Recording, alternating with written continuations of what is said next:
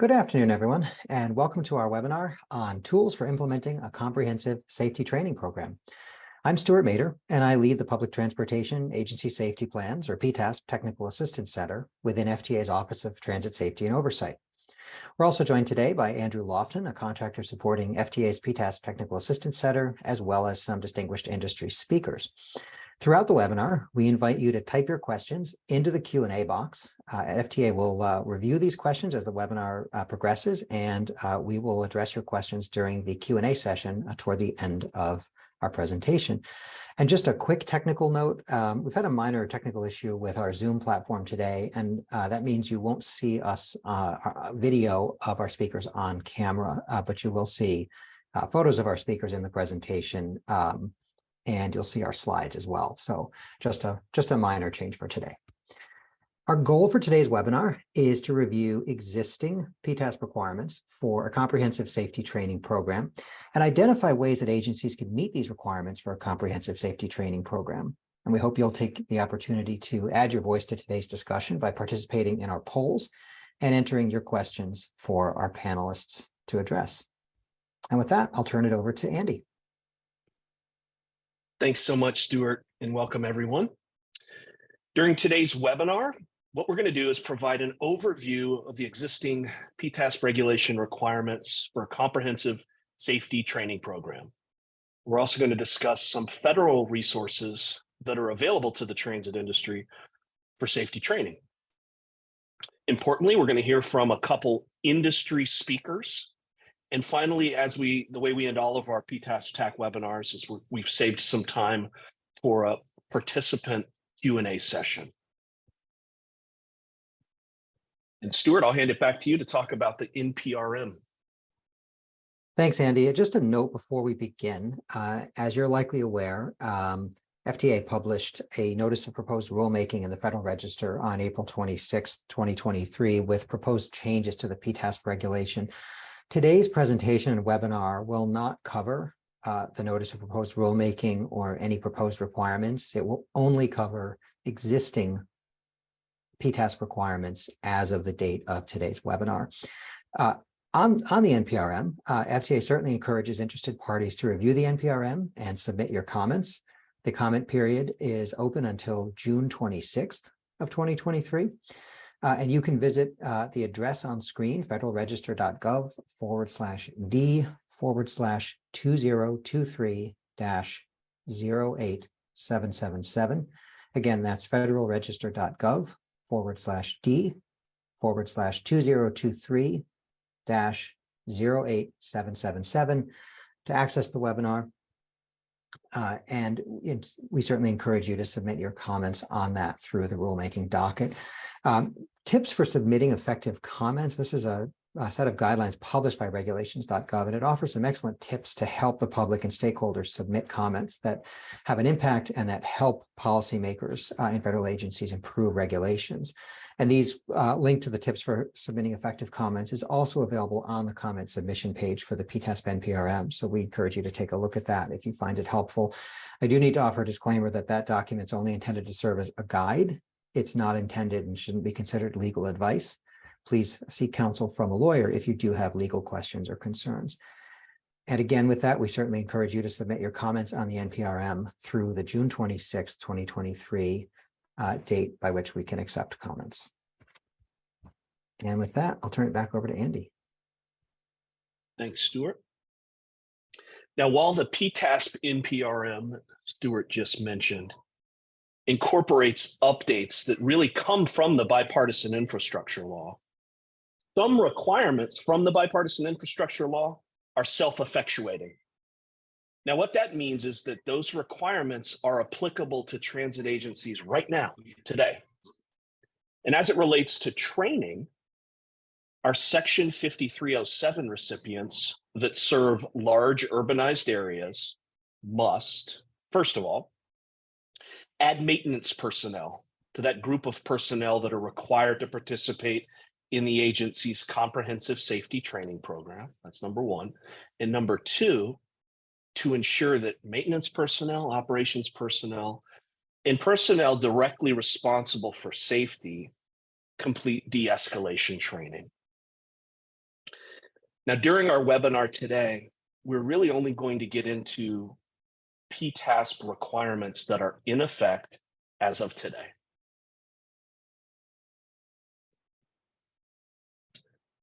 Now, also, most of you who are in the audience today, I'm assuming you've likely heard of the PTS-CTP regulation, or the Public Transportation Safety Certification Training Program. This is known as Part 672. Now, this regulation establishes uniform safety certification curriculum and associated requirements for rail transit agencies and their personnel and contractors, as well as State Safety Oversight Agency and their personnel and contractors. Now, some of our participants today, perhaps from bus agencies, you may even participate in this program voluntarily, because the PTS-CTP has established a voluntary bus curriculum for those types of individuals. But again, all that to say that today's webinar is not addressing PTS-CTP. We're talking specifically about PTASP requirements, those requirements established in Part 673 and the associated training requirements. Also, later in today's webinar, we're going to have the opportunity to speak with James M. Hall from the International Transportation Learning Center, as well as Dedrick Parham, Director of Safety Management Systems from MARTA. And before we get into our content, I did want to point everyone to some resources that you can take advantage of after the webinar. The FTA has published a large amount of resources related to the PTASP regulation, and even more specifically, resources related to the Comprehensive Safety Training Program. So to access that information, please visit the PTASP TAC resource library at transit.dot.gov/PTASP-TAC. Now, we understand that some of you may have questions about the bipartisan infrastructure law itself. For those types of questions, we encourage you to visit FTA's bipartisan infrastructure law website, and that is transit.dot.gov/BIL. All right, and with all that out of the way, I'm going to hand it back to Stuart to talk about our feedback process. Thanks, Andy. And we just want to take one moment to thank everybody who's continues to fill out the surveys that we post after each of our webinars, including the survey for the previous webinar. This feedback continues to help us develop, refine, and deliver resources and technical assistance tools that are most relevant to your needs. So based on your feedback, we've continued to evolve the webinar format. You're going to hear from a panel of industry speakers. We're going to engage in some live conversation, and then we'll take your Q&A questions. So this is going to be a very conversation focused and question and answer focused webinar. We've also integrated audience polls, and you'll see a poll momentarily that gives you an opportunity to contribute to the presentation. And of course, we'll look forward to your questions come in throughout the webinar and answer those during our Q&A session. And at the conclusion of the webinar, you'll have another opportunity to share your feedback in a brief survey, and we'll look forward to your feedback on today's webinar as well. And now we'll bring up our audience poll. And we'd like to get a sense of the role that each of you out there in our audience play in the Comprehensive Safety Training Program at your agency. So you'll see the poll up here momentarily, and we'll give it a few minutes to collect your responses.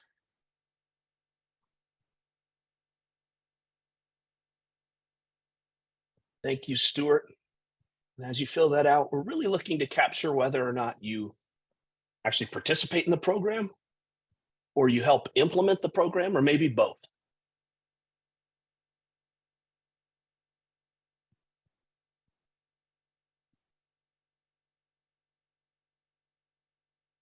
All right, and I can see our results here.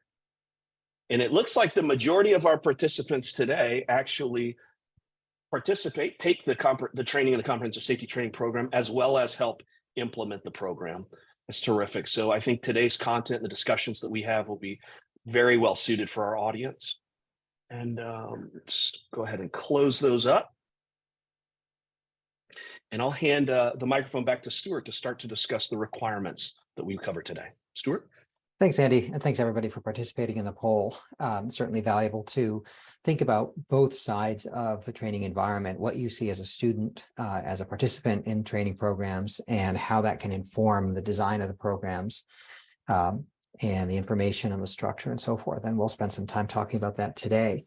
Let's begin to set the stage for today's discussion, reviewing the existing federal requirement for safety training, the current PTASP regulation. And again, that's the PTASP regulation that is in effect as of today's date, requires transit agencies to establish and implement a comprehensive safety training program for all agency employees and contractors who are directly responsible for safety in the transit system. And this training program must include refresher training as necessary. And as discussed earlier, the bipartisan infrastructure law included some requirements that are in effect now. As this pertains to training, the bipartisan infrastructure law requires Section 5307 recipients that serve a large urbanized area to include maintenance personnel in the list of agency personnel who must participate in the agency's comprehensive safety training program. And the bipartisan infrastructure law also requires these recipients to ensure that maintenance personnel, operations personnel, and personnel directly responsible for safety complete de-escalation training. The requirement for a comprehensive safety training program applies to those transit agency employees and contractors that the agency designates as directly responsible for safety. And when we discuss the comprehensive safety training program, we often get asked this question of who at my agency must participate. And similar to the rest of the SMS elements described under Part 673, this requirement allows agencies to scale the requirements to fit their operations. It derives from the flexibilities in SMS to scale your SMS and to scale your approach to the unique characteristics of your agency. And this means that each transit agency determines who within the agency is directly responsible for safety, who has direct responsibility for safety as a part of their role. And as a reminder, the bipartisan infrastructure law clarifies that for Section 5307 recipients that serve large UZAs, this definition must include maintenance employees. Some common groups of workers transit agencies designate as directly responsible for safety include employees and contractors who work as part of the agency's safety function.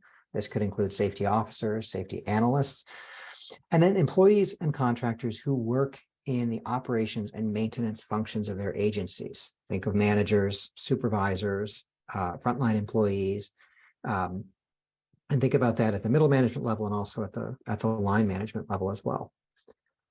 The PTASP regulation also requires transit agencies to include refresher training in their comprehensive safety training program as appropriate. And similar again to how we think about SMS, the transit agency, there's flexibility. The transit agency decides when refresher training is appropriate.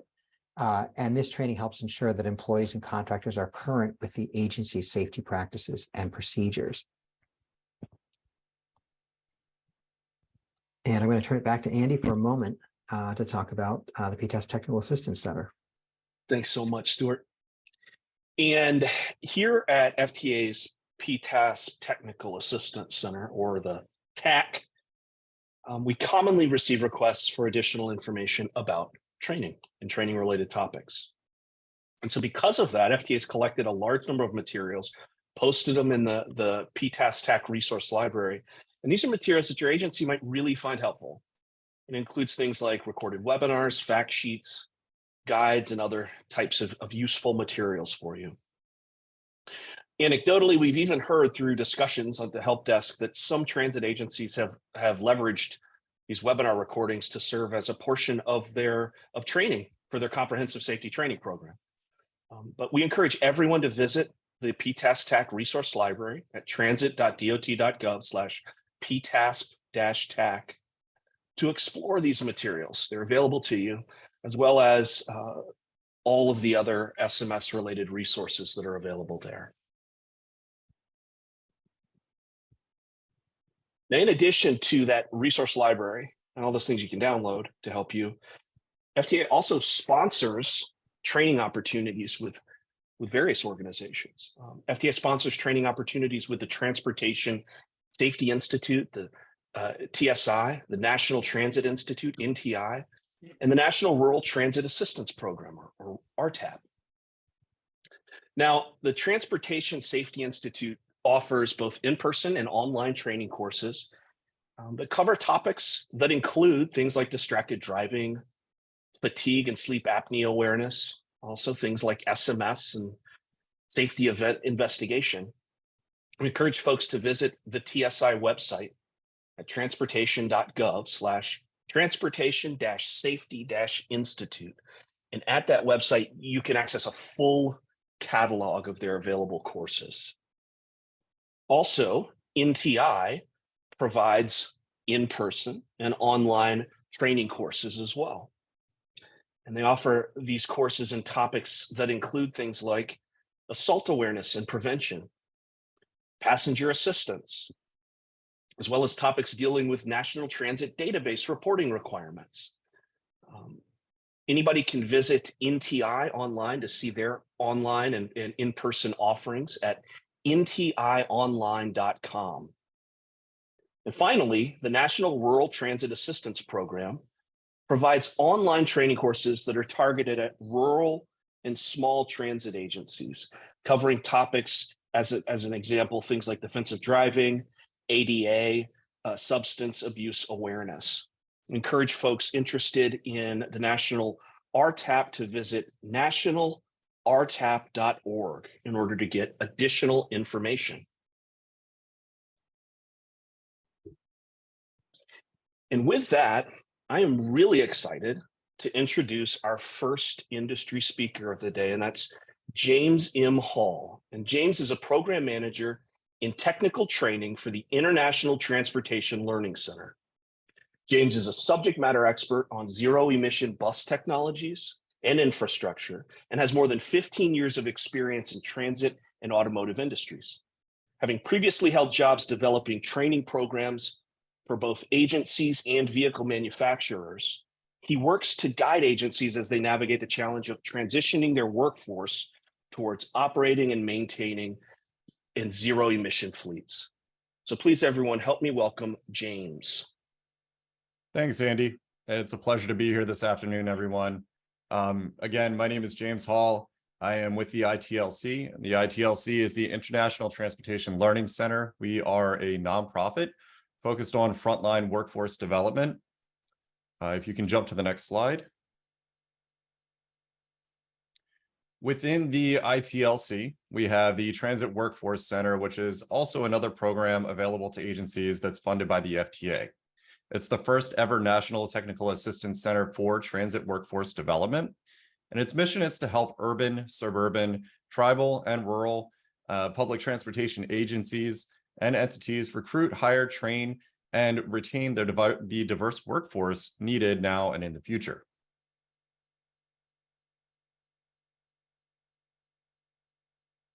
Some of the services that are available that the TWC offers include, to start, we have a vast network of subject matter experts at the ready to offer technical assistance to the transit industry.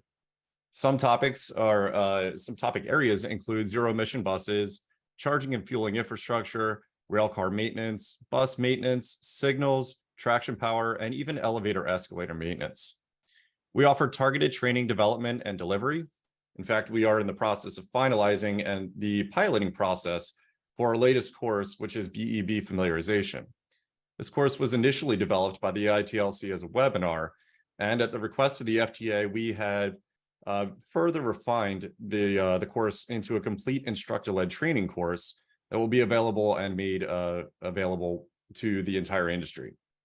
It's meant to include introductions for learners to the subsystems, theory of operation, and any hazards associated with battery electric buses, in an effort to lay the framework from which we can further build the targeted BEB training that's necessary for this transition.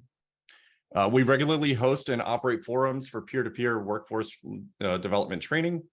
I don't know if anyone's familiar with the Making Connections conference series. If you've ever been to any of those conferences, then you'll know the value that these forums offer. We have an ever-expanding library of transit best practices and resources available for use. We offer workforce strategic planning and support. I myself am currently working on workforce analysis for a few transit agencies that are navigating the challenge of developing or refining their zero emission fleet transition plan. Along with models of best practices, we have data and analysis to support these publications. We regularly work as intermediaries in the industry to help foster collaborative partnerships in various forms, be it apprenticeship, mentorship, zero emission fleet committees, really anything that is even safety related. We are happy to work as an intermediary on any of these collaborative partnerships. And then finally, while this is not comprehensive, just also want to point out here that we offer help desk services on emerging transit-related topics and information. Chances are that if you have any questions on how to address a safety concern, where to find any of the information needed, or even just guidance on safety best practices, we have the information that you need. Just to kind of quickly highlight a few things here. One of the many ways that we help agencies meet and overcome their workforce development challenges is through the development of training standards. So in the training standards process, this is often done in collaboration or is done in collaboration with APTA. And we work through a committee of industry subject matter experts where we have authored, previously we've done bus maintenance. We're currently working on and have submitted the ZEB training standards for any agency or partner interested in developing their own courseware in the future. This should be made available sometime, we're hoping August based off of the current timeline, but this may extend a bit further out based off of public comment. So please keep an eye out for those. Obviously, we engage industry stakeholders, including frontline workforce, labor, unions, and management at any agency. We have mentoring programs available, various partnerships, again, through labor and management, education, community, government. We host a series of webinars on a regular basis. We also have worked to develop the American Transit Training and Apprenticeship Innovators Network, also known as ATTAIN. So for anyone interested in apprenticeship, especially as it may be relating to the safety best practices or any safety training that is needed, please feel free to reach out. And then also to point out, we have worked through in the TWC program, the Connecting My Community or hashtag Connecting My Community initiative, which is meant to build a national recruitment training campaign or recruitment campaign for transit frontline workforce. And in the next slide, you will have my contact information as well as any other supporting information that you would need to contact the TWC. I just want to really emphasize quickly here that we are a resource center available for any of your training development as well as any training support as it relates to safety and a number of other resources that are necessary in your safety training plan. So again, please feel free to reach out to me with any questions. If you're unable to get a hold of me, you can also reach out to twc@transportcenter.org or go to our website at transitworkforce.org. Thank you. James, thank you so much. We appreciate all the very valuable information that you shared with us. And just to let everyone know, James is going to hang on and be a part of, we're going to have a panel Q&A session, and then we're going to open it up to questions from all of our participants today. But before we do that, I want to introduce our next panelist who will participate in those Q&A sessions. And that's Mr. Dedrick Parham. We're going to invite Dedrick to join us in this conversation today. Dedrick is the Director of Safety Management Systems in the Department of Safety and Quality Assurance at the Metropolitan Atlanta Rapid Transit Authority, or MARTA. And, you know, we have Dedrick's going to be standing by to help answer some questions, but I wanted to let all of our participants know that while Stuart is kind of hosting this panel session, I really want to encourage our participants today to submit your questions through the Q&A pod.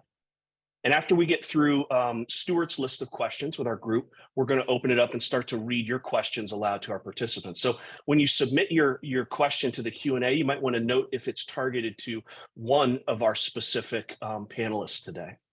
And so with that, Stuart, I'm going to hand the microphone back over to you to get started. Thanks, Andy. And welcome, Dedrick.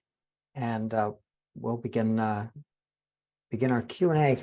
What I wanted to do, Dedrick, starting with you, is ask a little bit about, if you could tell us a little bit about MARTA's approach to meeting the requirements for your safety training program, and kind of talk in some detail around how, for instance, MARTA determined what constituted your comprehensive safety training program, who you've designated to receive training, how often, and also which trainings in particular you've included in your program, and how you decide who is eligible for that training across job roles and responsibilities. Okay, thank you for having me.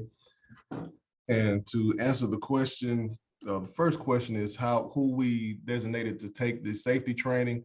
Started off with the designated personnel and the safety training is per 49 CFR 672. That was the first thing. Our designated personnel are solely responsible for safety as their job function, and we wanted to ensure that they had all of the necessary training that was to perform their job responsibilities. We track that training through in accord with our Office of Learning and Development. We have our MARTA Learning Management System, which is SABA, and we have the information that the classes that are required put into the system, and we ensure that everybody is tracking it that way. We also use spreadsheets that we use and send into Power BI. We can send those into Power BI and track also, but we look at all the training classes that are necessary for the PTSCTP and ensure everybody have those training. As far as our recertification training, we created e-courses that are available to everyone that have taken the training, and we track that they have to take those e-courses every 2 years as our recertification, and we also track those through our learning management system. Thanks. And when you talk about the e-courses, are those something that are available to employees after they've completed the initial training? Or in other words, can they use the e-courses to satisfy the initial training requirement, or do they have to go through a different set of formal training and then the e-courses cover their refresher training? Yes, they go through the formal training with TSI, the SMS track, the PTSCTP track, and they also are provided the e-courses as they come into the department. And those e-courses are also utilized to track as a part of the recertification for the PTSCTP. And those e-courses are SMS awareness on our Safety First, which is our employee reporting, and e-course on the agency safety plan. They can access these e-courses throughout the authority, of course, and the learning management system also allows them to take the e-course away from MARTA. We provide the QR codes for that, and it can be done through, like I said, their personal phone or computer away from the agency. That's great. Let's talk a little bit more about that. That's a really interesting approach. So what does the logistics look like for frontline workers in terms of being able to take the e-courses out at their facilities? Are there, for instance, a set of workstations that you have at each facility, and it's sort of pegged to the number of employees that are on site there? Yes. So we do have stations in our shops and facilities that frontline employees can take the training on. Now, we have a lot of employees here, but of course we don't have as many computers as we do employees, but we do have the workstations available. And, like I said, with the QR codes, it's a voluntary resource that they can use also. For example, we had an e-course on our agency safety plan. And if the operations and maintenance personnel wanted to voluntarily use that QR code to access our learning management system, they could do so and take the training. That's excellent. And that QR code example, I think, is a fascinating example of how you can give employees an additional optional way to make taking the training even more convenient. Yes, and we do have a few workstations available, and if our training area, we do have some training areas that have a computer. I want to say a computer lab, but it's a number of computers that are set up that they can come in, they can go there and take the training also. Gotcha. Thank you. That's very helpful. And then in terms of thinking about your LMS and thinking about tracking and monitoring compliance, I know you mentioned a little bit about that, but can you talk a little more about that, including, for instance, do your employees get like an automated alert from your LMS when, in advance of needing to sign up and take their refresher training? Well, when we put out an e-course to the entire authority, they do get a notification that the courses are available. We do send it out through email. I'm not completely sure that the LMS would send them automated updates. I believe it can, but how we do it is we send out email to everybody, and we also can track through our learning management system who actually has taken the trainings. So we can work with our Office of Learning and Development and our HR department. They're the owners of that learning management system, and they can provide spreadsheets or reports of who is actually taking the training. Excellent. That's great to hear. And then just a question on thinking about, there's the required elements of the safety training program, as we talked about the requirements under 673, and you've talked about how you've designated your employees. How do you think about expanding the program beyond just the core requirements? Are there other things that are important for you to cover that are specific to MARTA? And then in particular, are there specific additional trainings? I know you mentioned a little bit about that, but can you talk a little more about that as well? So we do have additional trainings. We do have a hazard identification and risk assessment. We have of course, our right-of-way worker protection, our wayside access training that we provide to employees. So, and as we mature in our SMS program, we will come up with other trainings that we can provide for the employees. And we do look to use the LMS or the SABA system to reach out and track all those trainings that we send out to the employees. That's excellent. Thanks, Dedrick. And James, I want to turn to you and ask a question from the sort of the 30,000 foot view, if you will, from the interactions that you're having through the Transit Workforce Center and the ITLC with agencies. Are there particular best practices or approaches to thinking about training that you're advising agencies you're working with to think about? Could you expand a little bit further on your question, Stuart? Sure. I'm thinking about in particular, as you listen to things that Dedrick's talking about in terms of using an LMS, sort of thinking about making sure that there's an organization-wide view into the status of employees with their training, their certifications, recertifications, and so forth. Just curious how you're thinking about that from your standpoint in terms of sort of the broader guidance that you give or guidelines or help and assistance that you give to agencies. Yeah, absolutely. So one of the things that we have seen that is often a challenge for agencies is engaging their frontline workforce and everyone sort of being on the same page. So one of the ways that we have obviously recommended working through this is by having committees that are in charge of handling this level of communication. So an equal number of frontline workforce representatives as well as management representatives working together, coming to the table and having these discussions, and then guiding the changes that need to be made to any of the safety training programs that exist.